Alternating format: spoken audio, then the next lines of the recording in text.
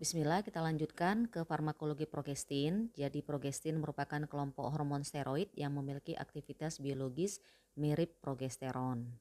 Peran utamanya terutama mempersiapkan endometrium untuk implantasi, mempertahankan kehamilan, dan juga mengatur siklus menstruasi.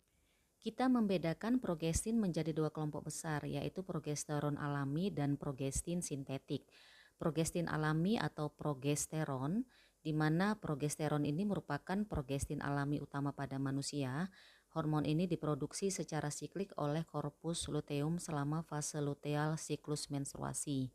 Pada fase folikular kadarnya relatif rendah, hanya beberapa miligram per hari. Memasuki fase luteal kadarnya meningkat dan selama kehamilan terutama pada trimester ketiga kadarnya mencapai puncak tertinggi. Progestin sintetik diciptakan untuk mengatasi keterbatasan progesteron alami. Jadi modifikasi struktur kimianya bertujuan untuk meningkatkan bioavailabilitas oral, memperpanjang durasi kerja di dalam tubuh, dan memodifikasi aktivitas biologis agar sesuai dengan tujuan terapi. Berdasarkan struktur kimia, progestin sintetik terbagi menjadi dua, turunan 21 karbon dan turunan 19 nortestosteron.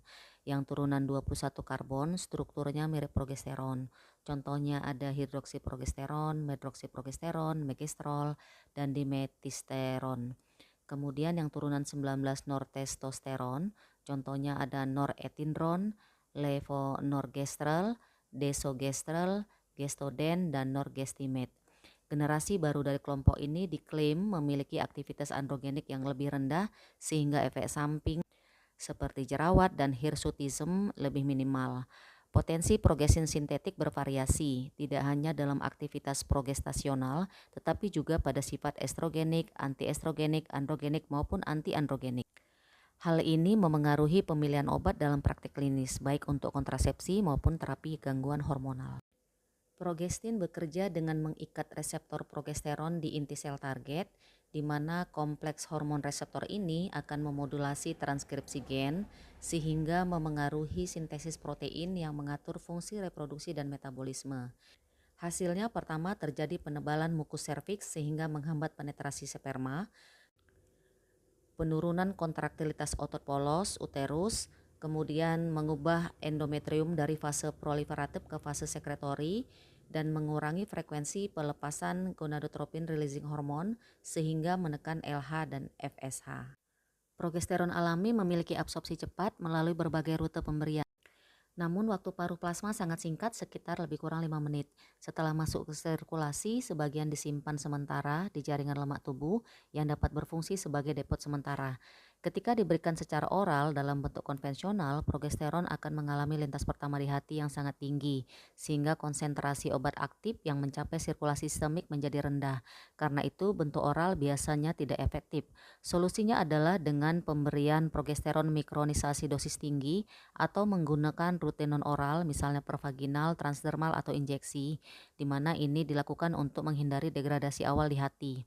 Metabolisme utama progesteron terjadi di hati yang menghasilkan pregnandiol yang kemudian mengalami konjugasi dengan glukuronat. Produk akhir metabolisme ini diekskresikan melalui urin dalam bentuk pregnandiol glukuronida. Kadar pregnandiol dalam urin kadang digunakan sebagai indeks sekresi progesteron walaupun hasilnya bisa bervariasi. Selain itu terdapat metabolit lain seperti 20 alfa hidroksiprogesteron dan 20 beta hidroksiprogesteron yang memiliki potensi aktivitas hormon sekitar 1/5 dari progesteron. Untuk progestin sintetik, sifat farmakokinetiknya bervariasi tergantung struktur kimia. Umumnya progestin sintetik memiliki bioavailabilitas lebih baik, durasi kerja lebih panjang, dan menghasilkan metabolit yang inaktif sebelum diekskresikan melalui urin. Efek fisiologis dari progesteron diantaranya pertama pada sistem reproduksi wanita, memfasilitasi implantasi embrio, mempertahankan kehamilan, dan juga mengatur siklus menstruasi. Kemudian pada sistem laktasi, merangsang perkembangan lobulo alveolar payudara yang bersamaan dengan estrogen. Kemudian pada sistem metabolik, efeknya sedikit meningkatkan suhu tubuh basal dan juga memengaruhi metabolisme karbohidrat dan lemak. Penggunaan klinisnya untuk aplikasi terapeutik, yang pertama replacement hormon terapi, kombinasi estrogen dan progestin untuk wanita pasca menopause yang memiliki uterus dan mencegah hiperplasia endometrium akibat estrogen. Kemudian untuk kontrasepsi hormonal digunakan dalam pil kombinasi atau progestin only pill. Bentuk lainnya ada injeksi, implan, IUD yang mengandung progestin juga. Nah, untuk penggunaan lainnya ada untuk menekan ovarium jangka panjang. Jadi dosis besar parenteral ini untuk menimbulkan anovulasi dan amenorrhea yang berkepanjangan. Contohnya ada medroxyprogesteron asetat 150 mg intramuskular tiap 90 hari. Kemudian ini diindikasikan untuk dismenorrhea, endometriosis, gangguan pendarahan, jika estrogen merupakan kontraindikasi ya. Kemudian juga untuk kontrasepsi. Kelemahannya pemulihan ovulasi lama dan tidak cocok jika ingin hamil segera. Kemudian penggunaan lain selain supresi ovarium jangka panjang ada untuk mengatasi hot flash menopause, ini jika estrogen merupakan kontraindikasi. Regimen lain ada medroxyprogesterone atau MPA asetat atau MPA yang per oral ini 10 sampai 20 mg 2 kali per minggu atau secara intramuskular 100 mg tiap 1 sampai 2 minggu. Jadi beberapa regimen medroxyprogesterone asetat atau MPA ini pada dosis tertentu digunakan untuk mengontrol gejala seperti pendarahan menstruasi dini.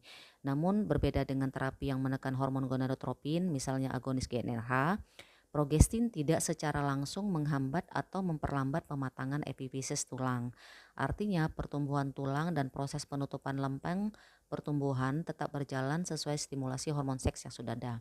Jadi penggunaan MPA pada pubertas precox hanya mengatur gejala klinis, misalnya menghentikan pendarahan tadi, bukan untuk menghentikan perkembangan tulang. Jadi implikasinya kelebihan dari sediaan ini aman dari sisi pertumbuhan tulang jika tujuan terapi hanya mengontrol gejala. Kelemahannya tidak bermanfaat jika tujuan utama adalah menghambat maturasi tulang untuk mencegah tinggi badan akhir yang rendah, di mana ini dibutuhkan untuk terapi lain seperti agonis gonadotropin releasing hormone. Selanjutnya untuk pemanfaatan diagnostik, tes sekresi estrogen dengan progesteron. Jadi progesteron 150 mg per hari selama 5 sampai 7 hari atau medroxyprogesteron 10 mg per hari selama 5 sampai 7 hari. Jadi untuk interpretasinya, setelah pasien diberikan progesteron selama 5 sampai 7 hari, kita amati respon pendarahan withdrawal. Yang pertama, jika pasien amenorrhea kemudian mengalami pendarahan withdrawal, ini menandakan bahwa endometrium sudah mengalami stimulasi oleh estrogen sebelumnya. Artinya lapisan endometrium telah tumbuh selama siklus karena pengaruh estrogen, sehingga saat progesteron dihentikan, terjadi desquamasi dan pendarahan seperti menstruasi. Yang kedua, jika pasien amenorrhea dan tidak terjadi pendarahan withdrawal, ini menunjukkan adanya defisiensi estrogen. Endometrium tidak tumbuh karena tidak ada stimulasi estrogen, sehingga walaupun diberi progesteron tidak ada jaringan yang dapat luruh. Yang ketiga, jika sebelumnya diberikan kombinasi estrogen dan progestin, tes ini digunakan sebagai tes respons endometrium. Bila setelah pemberian kombinasi terjadi pendarahan withdrawal, artinya endometrium responsif terhadap stimulasi hormonal. Bila tetap tidak ada pendarahan, kemungkinan ada masalah pada endometrium itu sendiri, misalnya kerusakan lapisan basal atau kelainan struktural. Dalam penggunaan progestin, terutama pada terapi jangka panjang seperti hormon replacement terapi atau kontrasepsi hormonal, kita perlu memperhatikan beberapa efek yang dapat muncul dan potensi risikonya. Yang pertama, efek kardiovaskuler. Pada sebagian pasien, progestin dapat menyebabkan peningkatan tekanan darah. Mekanismenya kemungkinan terkait perubahan retensi cairan dan natrium serta efek terhadap tonus pembuluh darah. Meskipun tidak terjadi pada semua pasien, hal ini perlu diwaspadai, terutama pada individu dengan riwayat hipertensi. Yang kedua, efek metabolisme lipid.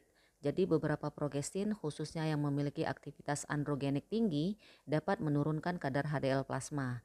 Karena HDL berperan melindungi jantung dari aterosklerosis, penurunan ini berpotensi meningkatkan risiko penyakit kardiovaskuler.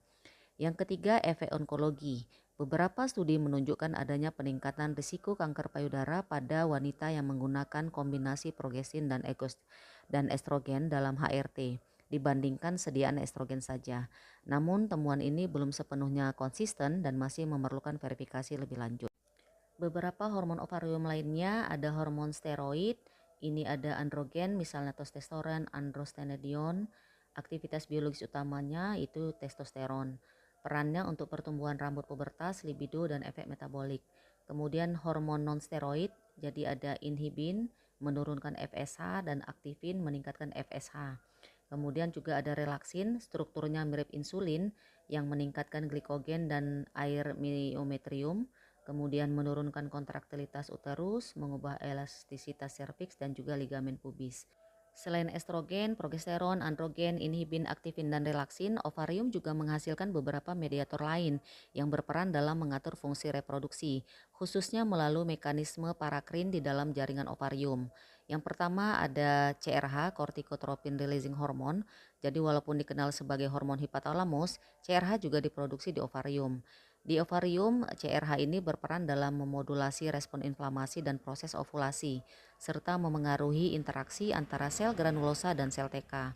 Kemudian yang kedua ada folistatin. Jadi ini merupakan protein pengikat yang menginaktivasi aktifin.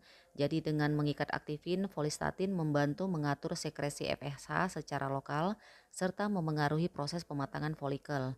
Kemudian yang ketiga ada prostaglandin, di mana ini merupakan senyawa lipid yang berperan penting dalam proses ovulasi, luteinasi, dan peluruan korpus luteum.